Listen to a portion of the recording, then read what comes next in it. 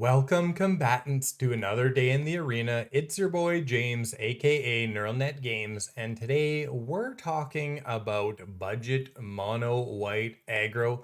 There are only 4 rares in this entire deck, and there are no mythics. So if you're looking for a deck that you can use to climb the ranks, to get up into mythic, this deck is going to do it for you.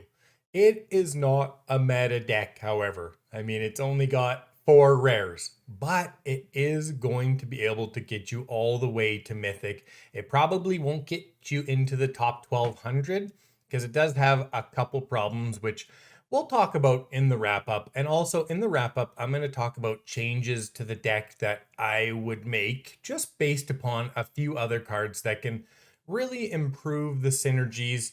But for this, actual deck, I wanted to use exactly what I have in the gameplay and just show you that you can compete with a budget deck. And this deck is a winning deck in Mythic. Yeah, it's only in Mythic percentage, but still, it's gonna get you there. So before we get to the deck tech, make sure you hit that like button if the video helps you, and make sure you subscribe to the channel so that as I put out new videos, you're notified. You want to hit that little bell icon, and I'm putting out original decks pretty much every single day. Also doing some news videos like Crimson Vow stuff. So if you're looking for some insight on the Crimson Vow cards, which ones are good, how they interact, some cool little tips and facts, make sure and check out those videos as well. Okay, let's get right into the deck. First, we've got Monk of the Open Hand, and pretty standard, when you cast your second spell each turn, put a +1/+1 counter on Monk of the Open Hand. Then we have Star Pupils, and when they die, you can transfer their counters. So in this deck, works very well because we are putting a lot of counters on things. Then we've got Stonebinder's Familiar. Everybody knows these. When cards are exiled, they get tougher.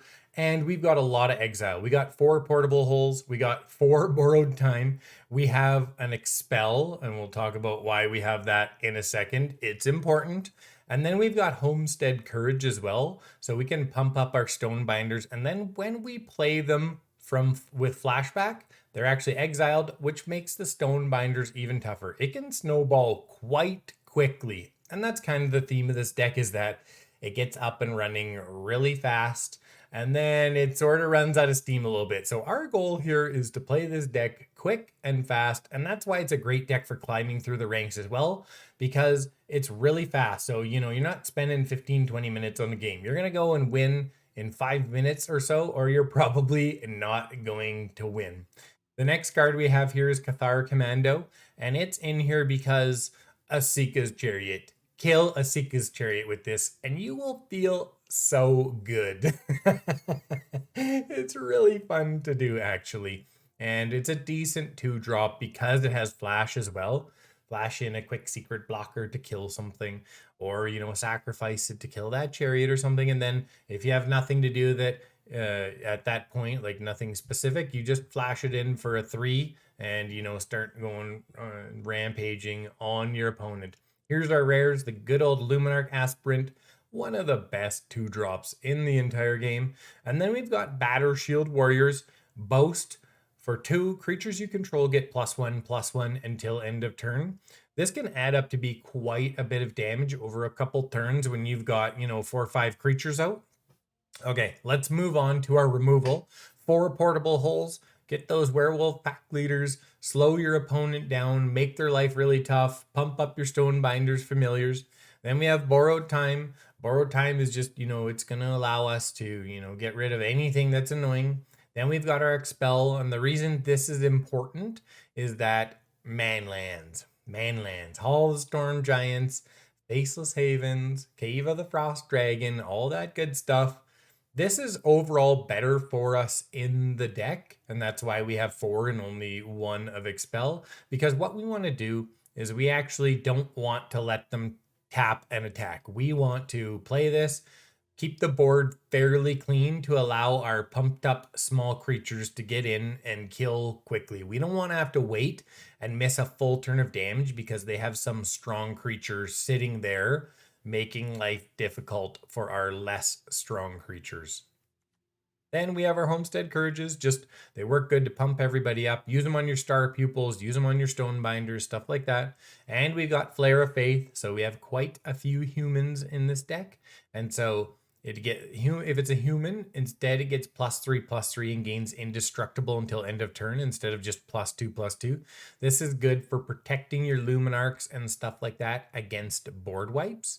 And yeah, it's pretty useful card in the deck. I think 2 is the perfect number. And then we've got a Kaya's Onslaught. So we've got a human. We've got a pumped up Luminarch Aspirant, or we got a pumped up Star Pupil. We play a Flare of Faith and a Kaya's Onslaught. You get a 7/7/8/8 double striking Luminarchs or Star Pupil. You end the game out of nowhere. So this is a good kind of like combo play. Maybe it needs one more of these. I don't know. We'll talk about, that kind of stuff in the wrap up. Next, we've got the Gavony Dawnguard. Pretty good for mid game to give yourself a little bit of longevity, stop you from completely running out of gas. So ward 1, if it's neither day or night, it becomes day, blah, blah, blah. Whenever day becomes night or night becomes day, look at the top 4 cards of your library. You may reveal a creature card with mana value 3 or less from among them and put it into your hand. Put the rest on the bottom of your library in any order. And this is good because, like I said, we do run out of steam. It's a 3/3 for 3. Ward 1 can be a pain. And then almost all of our creatures, except for the Dueling Coach, are 3 mana or less. And so when you look at 4 cards, with how many creatures are in here, we're pretty much getting a creature to play every single time. And the great thing is, it's really easy for us to double spell because we have such low casting cost.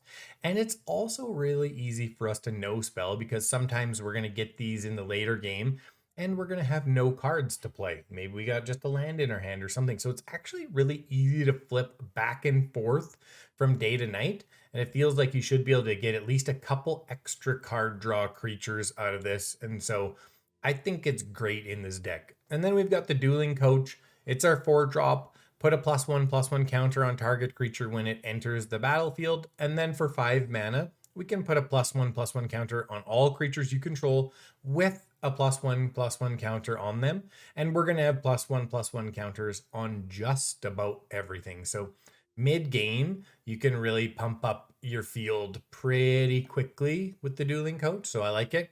And then we've got a piece of equipment. Obviously I'd like to use Maul of the Skyclaves, but it's rare. So we're using plate armor, +3/+3. Equip creature gets +3/+3 and has ward 1. Equip 3, and we're never getting the ability cost 1 less to activate for each other equipment you control, but maybe there's a reason to put 4 of these in. Maybe you should put 4 of these in. I don't know. Maybe a little bit less removal. Anyways, we'll talk about everything in the wrap up and that kind of stuff. That's pretty much how the deck works. It goes hard. It goes fast. You pump up your creatures. They get tough. You keep the board clear with your exiled stuff. You surprise with a Flare of Faith, a Kaya's Onslaught to either save a creature after a board wipe or to, really pump up and get some crazy damage, and use your Homestead Courages to just make everything work. Deck hits hard and it hits fast. Okay, that's it for the deck tech. Let's get to it. Okay, this can get pretty crazy pretty fast.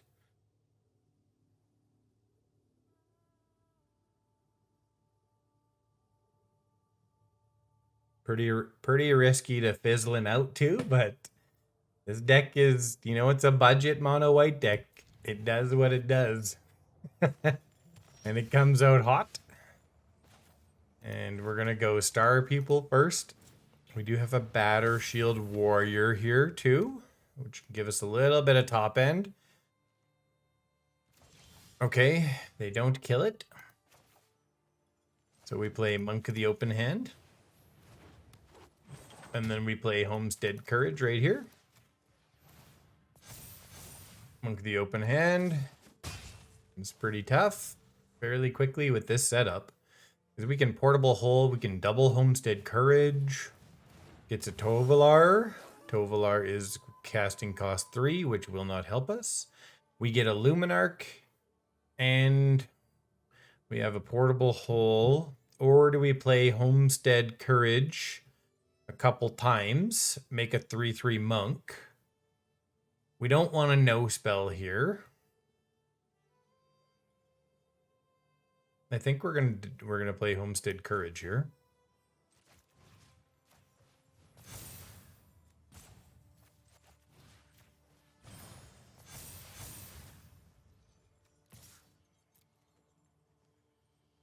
We're gonna attack. Try and get some damage in.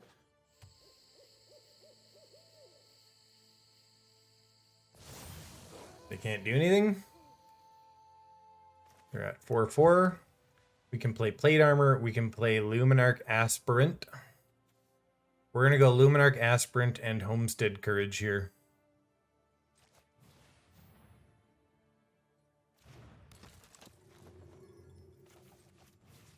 Put it there. Monk becomes a 5/5. Good.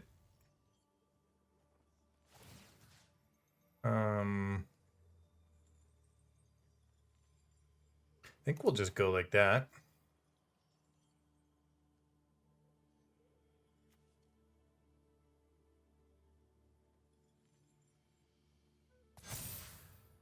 We're just going to attack with one. We don't want them to start drawing cards on us. So we're just going to take it a little bit slow and steady here.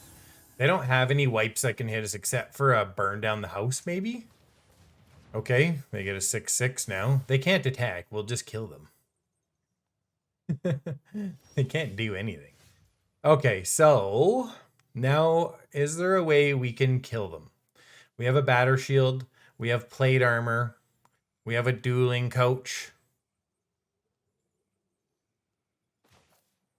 We have... Yeah. We're at day... They're going to go to 6/6. We only have one spell to cast, okay? Oh, I don't have enough mana. Come on, you can do this, James. Okay.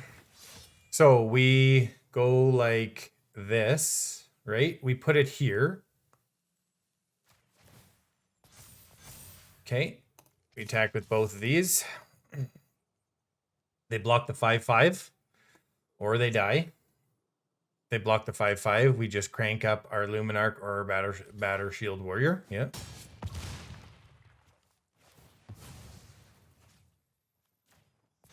We protect our Luminarch because I don't think they can kill it. Not unless they've got maybe a couple of different spells. Okay. Okay. They've got a... Yeah, they can draw a card. They can do 10 damage.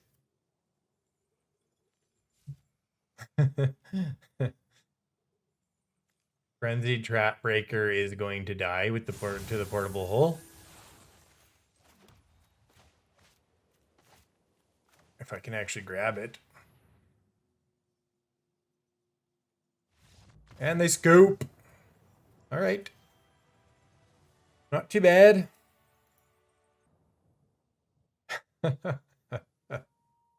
I guess we're going to take it.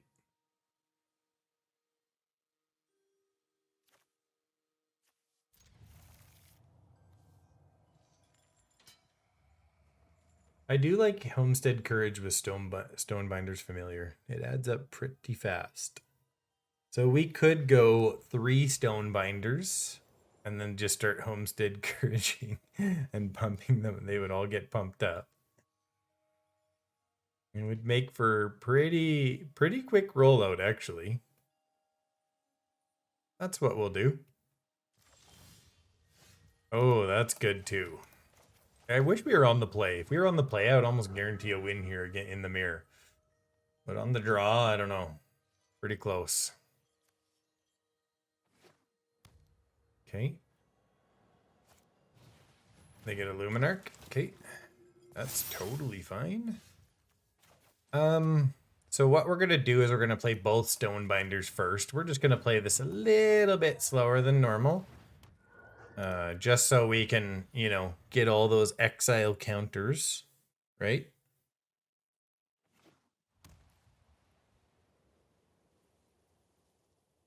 Good job, Shuffler. 3 Stonebinders. I mean, at least it hooked me up with a couple exile cards, too. Very in spirit. Okay.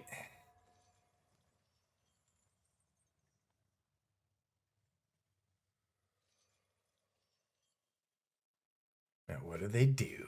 Oh, code spell. Okay. This should be a pretty good battle, actually, I think. The difference between me being on the play and me being on the draw here means I go from winning this game to maybe 50-50 here at this point, I would say. Although I do have some stuff to deal with what they got, and we can make some pretty tough Stonebinders here if we go reasonably wide, which should be pretty good. Okay, so we go Monk of the Open Hand and then Portable Hull.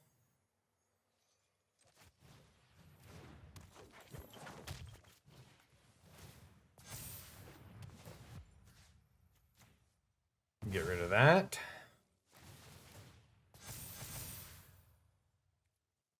No attacks, because we can get a lot tougher faster than they can. I scratched my ear on camera. Ignore that. That never happened. We do have a Cathar Commando if they portable hole something of ours, although they will lose counters. They do have a flyer, though, so they can't just start pinging away on us. But pretty quickly, we can get tougher than them.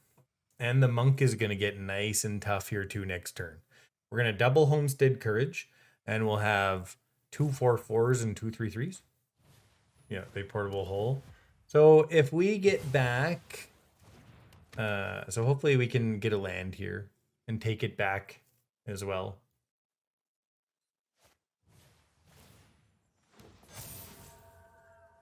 They learn. What do they go for?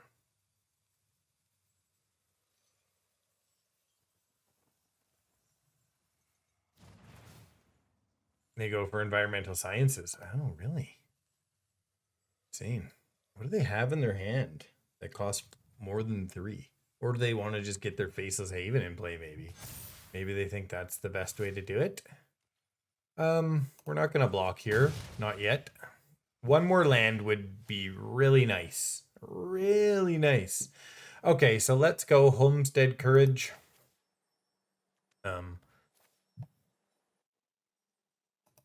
We can go 1 on Monk of the Open Hand. We can make it a 5/5 and everything else a 3/3.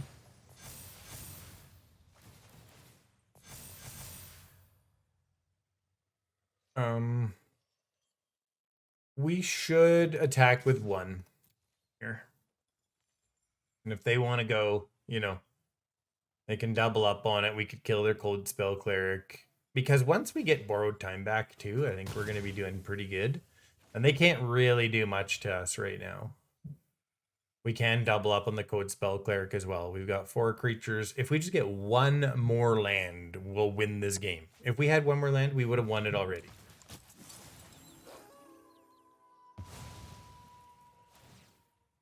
That really sucks because that takes all of our counters. Yeah, they're getting what they need and we're not getting what we need. We got 2 things here that could really do some good work for us.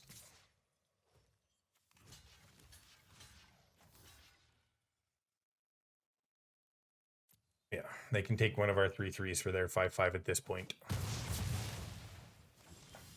Okay. Oh man, this is just brutal. It's okay. We're gonna... Yeah, and the no spell sucks because now if they double spell, they get to take somebody else. We'll see if they can actually get a double spell. Yeah, they can. That really stinks.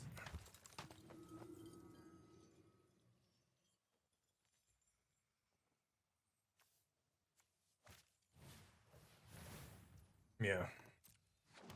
That's going to be tough because at the end of the turn, they're going to transform. But if we could just get something here. And hopefully they attack with their Moonrage Brute. They're not going to be ready for the Flare of Faith. Let's see. What do they do with the Moonrage? Do they put 2 counters on it? That's pretty risky to put both counters on it. It would actually be good for them right here.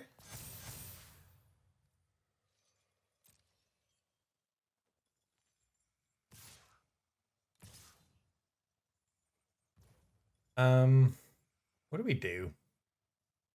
What do we do? Do we block the Clarion Spirit and Flare of Faith it? Yeah, I think so.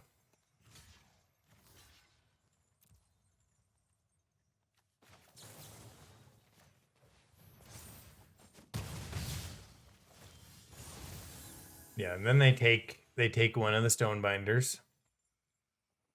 Just one land, and this game is completely different. We have super juiced up Stonebinders, and we just run roughshod. You know.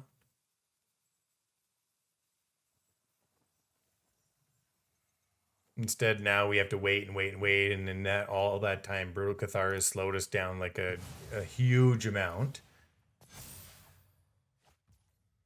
Here's the land. So I guess we're gonna borrowed time this. Because they're not going to attack with the Brutal Cathar when we have a 4/4 Stonebinders. They're just not. Right? And it's not gonna tap out, so.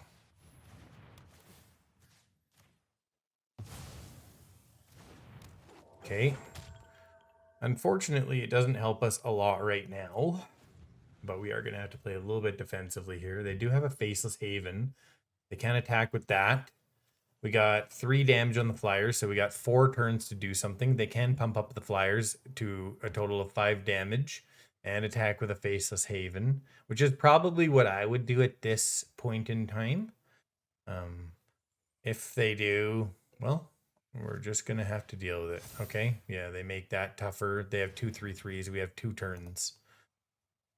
We can get rid of one of them. Yeah. It all came down to being on the draw here and losing land. And not having enough land, I should say.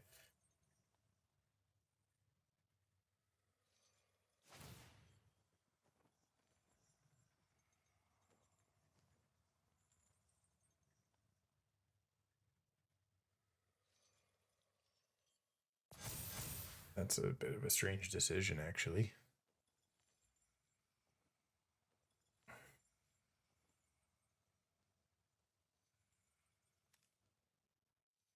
Okay.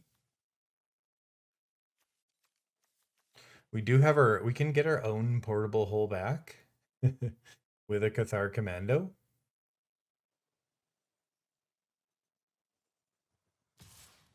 Which can be a pretty big difference in the game. So we're going to take 4 here. We're going to be down to 8. They don't attack with the Faceless Haven. They don't have enough to activate it as a blocker. Yeah, so we can Cathar, we can go grab our portable hull and grab the Raptor. How do we get through this? That puts us at 8.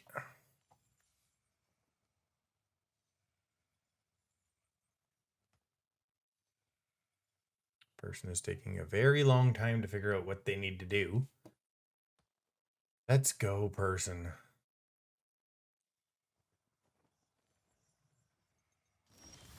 Okay, we get a 4th land, which actually at this point doesn't help us. So, what do we want to do? Do we want to wait and expel? Yeah, we're going to wait and expel. Yeah, I don't know about that, actually.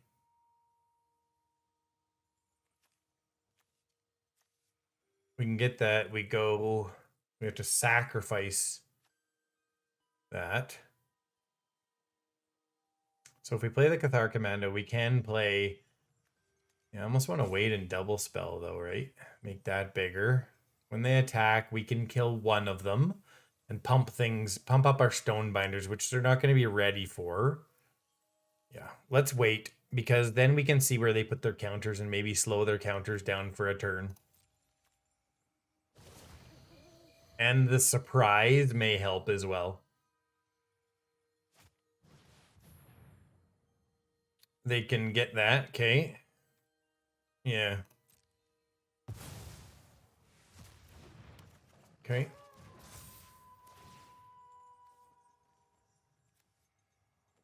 Draw a card. Because of that, yeah.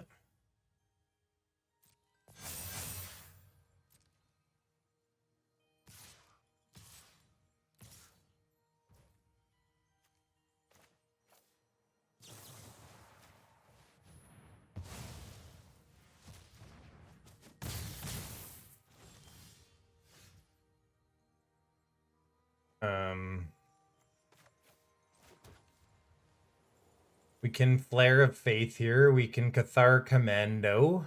And we could technically Flare of Faith, but that won't help.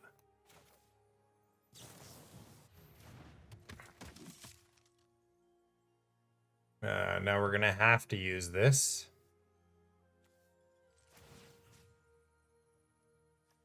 Nope. Yep, that was right. Okay. Having a little bit of a moment there. I still don't think we actually live here, though, right? No, we don't. That was all completely unnecessary. They just put 2 counters on their flyer, and that is the end of the game. Okay. That's a good hand. Not exactly a good, strong ramping hand, but okay. Got a goblin. I think we're gonna go Stonebinders first here. Then Star Pupil. They got a Den of the Bugbear. Okay, yeah. You're just gonna keep attacking, and that's totally fine. Okay, so we can Flare of Faith. We can Cathar Commando.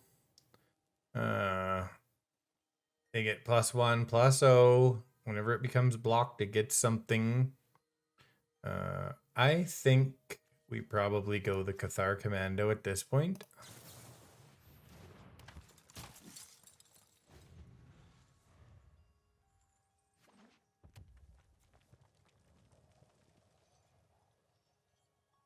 We're not going to block because we're going to save our Flare of Faith for doing what we need to do.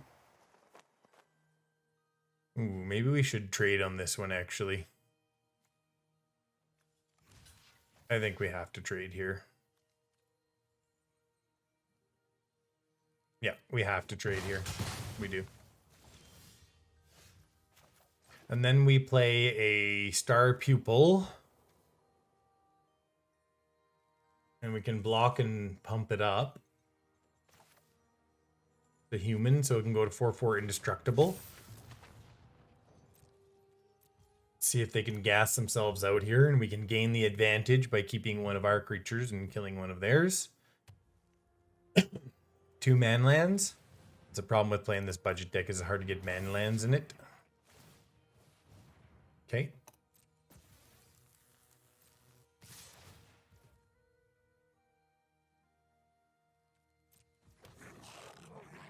Okay.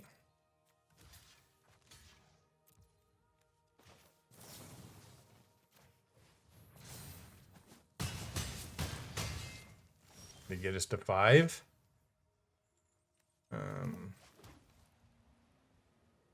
Not really going to be enough, probably, but we can hang on.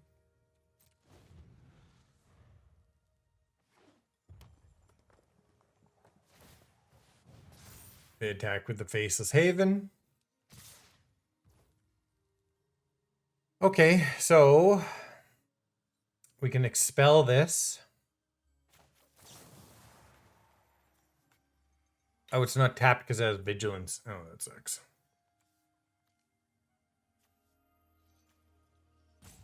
Okay, let's get rid of that.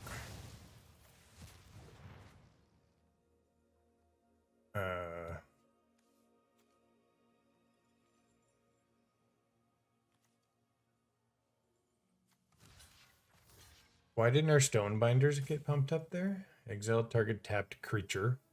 It's on our turn. I always forget that. So in this case, we go 1 blocker.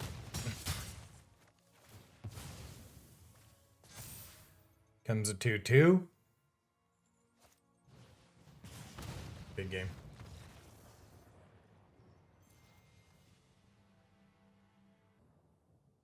One land and we can cast almost everything in our hand. That's pretty funny. We'll go Stonebinders first. Hopefully pick up a land or something useful.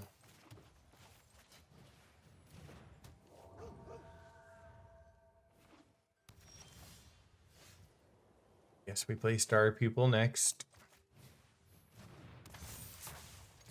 In case they do kill things, at least we can, move the counter over. They get a Luminarch. We shall portable hole it. And also, that is good. So let's play the Monk. Yeah, we could play the Stonebinders too, actually. Stonebinders was better.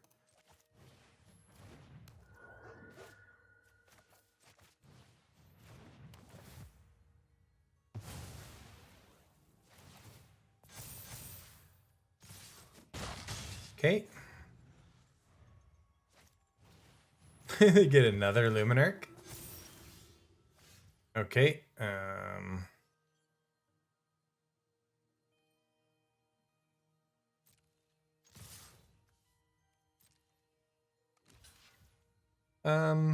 Yeah. See ya.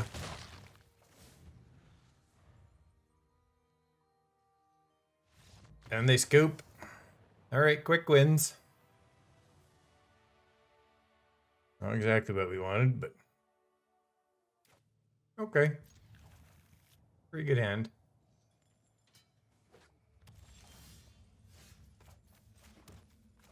Stonebinders. We have a Battershield Warrior. They have a Snowfield Sinkhole and a Swamp.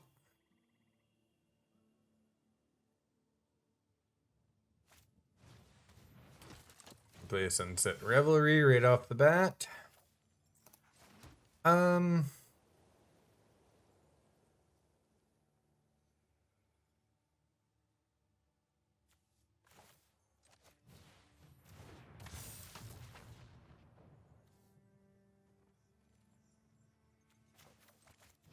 We're gonna put it on this guy right here. We're gonna go no attacks.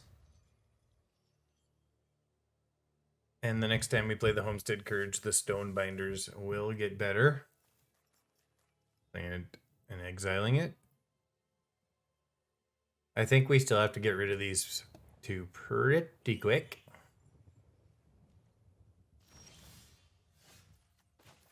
Okay, so what do we do here? I think we portable hole. No, we Homestead Courage this time.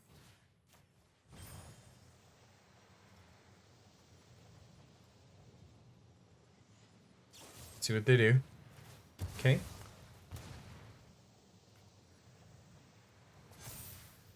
Okay.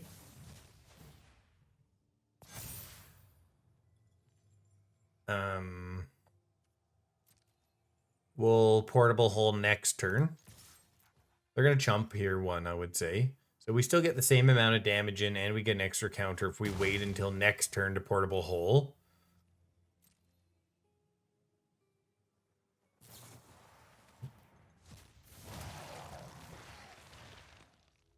Okay. Rotten Reunion is just... put that card. Comment and let me know if it's something you think is actually good and has worked well for you. I just don't really see it. I don't know.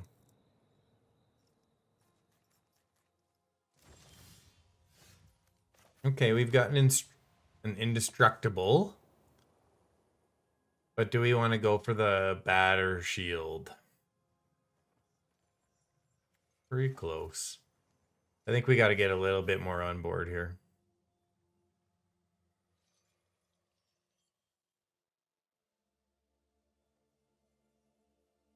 Okay. Not that hard of a decision. I'm tempted to actually portable hole here, but it's okay.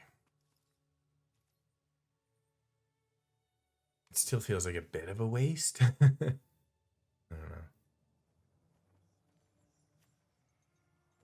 Okay.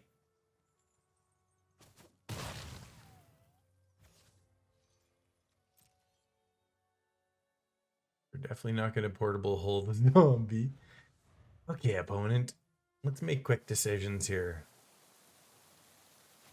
We got some white in here too. We discard 2 cards. What do we want to get rid of?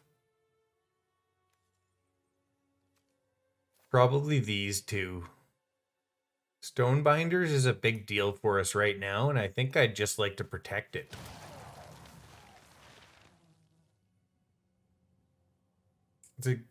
This card works pretty good against this deck, this budget build kind of deck. We can boast for just 2, so we do have, 8 damage here. Potentially 11. So really, we can get this done in 2 turns. They don't do anything. And that's pretty good right there.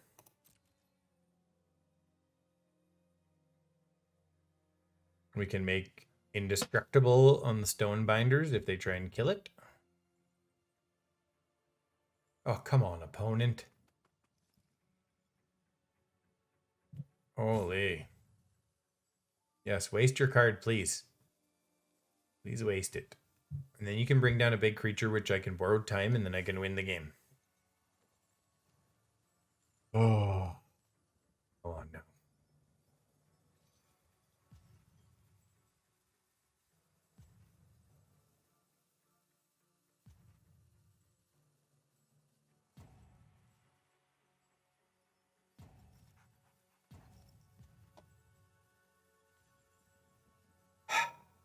Why? Are you just unhappy with how your game is going, so you're going to try and go in the tank and what, make me concede or something? Or maybe their dog took a dump on their floor or something. It's happened to me. I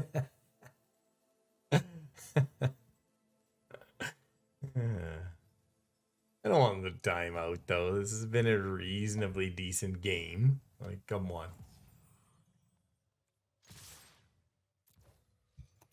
Let's boast. Okay. They have 5 mana. I doubt if maybe they're running a Blood on the Snow. They have a lot of non-snow land in here though, so I don't know what they're doing.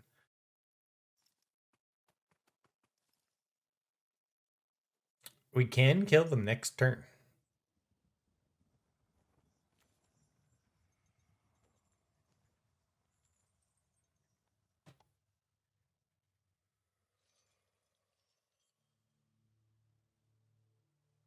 What's wrong with people? Seriously.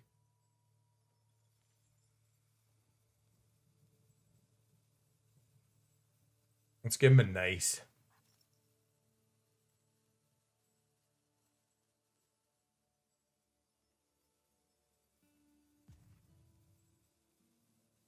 Certainly makes some of these games hard to use, especially when this has been like a fairly decent showing for this. Well, they haven't done much useful. They got some super random deck here.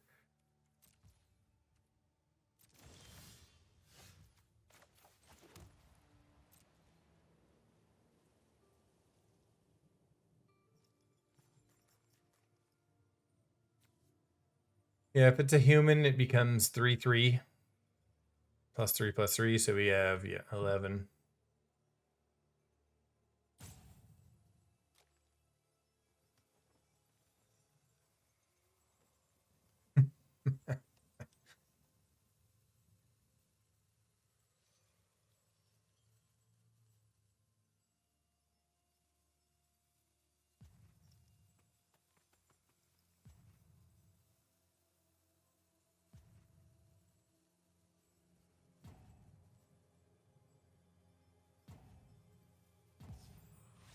Ah.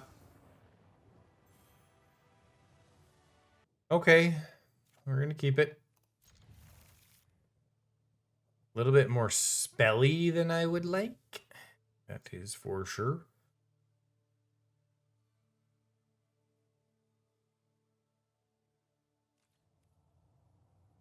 And hopefully we don't pull any more lands. That's not exactly what I'm looking for, but okay. I mean, we have one creature out of like, what, 21, 23? I don't know. Out of a lot. Pretty sad draw if they have any removal at all.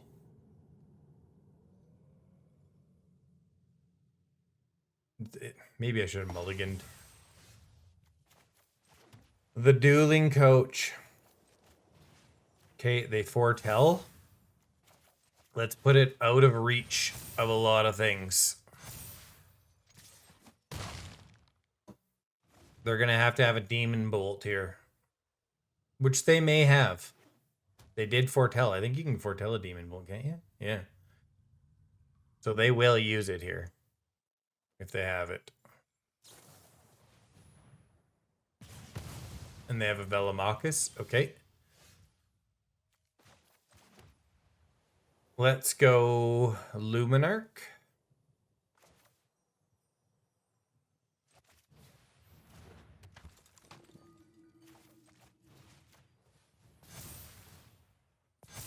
Put it out of reach of any sort of Cinderclasm nonsense. They have a Velomachus. They can't do anything. We actually need our last land now. Dueling Coach. I don't think we Homestead now. Although it does put us out of reach of like Demon's Bolt. Anything that has 4 damage. I think they would have used it now. So yeah, I think we are going to use it now. Put it out of reach of any Demon Bolts or Dragon's Fires. Well, that's not actually true. That's still within range. And they scoop. Okay, let's wrap this one up. Overall, the deck performed pretty well. Not quite where I need it, but it's a budget deck. It only has 4 rares. So let's talk about how we make this better. First of all, Brutal Cathars. If you can put in Brutal Cathars, swap them directly in for Borrowed Time. Because what happens is this just gets rid of something. The Brutal Cathar gets rid of something, and it has board presence, and it can swap back and forth from the Moonrage Brute to the Brutal Cathar. And remember, each time you do that, you get to go exile another creature. And so the Brutal Cathar is definitely superior. So if you've got any of those kicking around, just, switch them straight out for that Borrowed Time. The deck is going to synergize better, and it's going to perform better overall. The next ones I'd throw in is the good old Intrepid Adversary. They're so good. They're better than, Monk. I would get rid of Monk of the Open Hand first.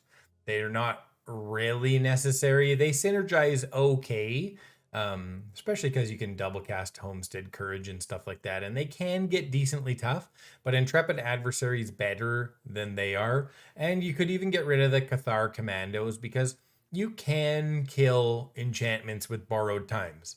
But if you swap in a bunch of Brutal Cathars, you should probably keep the Commando and get rid of the Monk of the Open Hand because you need some way to get rid of artifacts and enchantments. You got your Unnatural Growths, you got your Isika's Chariots, stuff like that, right? Like you really want to get rid of those. And then Skyclave Apparition is another one that you would maybe want to swap in for Borrowed Time. And, it's always nice to be able to, even if they kill your Skyclave Apparition, they just get a token creature and then you can portable hole it or something like that. So I think having creatures that exile is better than having enchantments that exile, even though this is a bit more flexible. I still think you just want that board state and, the ability to just go in and actually keep their creature count down while increasing yours. I also think that the Dueling Coach, not good enough. Gavony Dawnguard is 1 mana less, and it is functionally superior to keep the gas tank topped up, or at least at half or a quarter, an eighth, whatever, some gas in the car. So these guys are actually better than I thought in a deck like this. So I would probably put 2 Gavony Dawnguards in. I would get rid of the Dueling Coach. I might get rid of the plate armor unless I put more in. I think you could put more in and remove I don't know, maybe the Expel. I know you want to deal with manlands, but something's got to go, right? Maybe you take out a Monk of the Open Hand and put another plate armor in. So I would either put more plate armors in or I would remove all of them. I mean, you kind of have to decide what you want to do. And I think, yeah, you would be better off either way instead of just running one copy like this because the equip if you get a couple of these out, they're super easy to equip, and then you've got a use for your mana, but you're not burning all your mana on equipping when they kill the creature that has the plate armor or something along those lines. So make sure when you play this deck, comment. Let me know. Let me know how you did. I'm really curious to see if you could climb through the ranks with this. I know it's winning at Mythic, so it must be able to climb through the ranks. But I always want to hear your story, so make sure you comment. And I hope the video was helpful. If it was helpful and you used it, stuff like that, make sure you hit that like button. Hitting the like button helps my videos get seen by more people, which in turn helps me. And any help you can provide is greatly appreciated. Make sure you're subscribed too, so that when I put out new videos, you're notified. And I just wanted to say thanks so much for watching the video, and I'll see you on the flip side.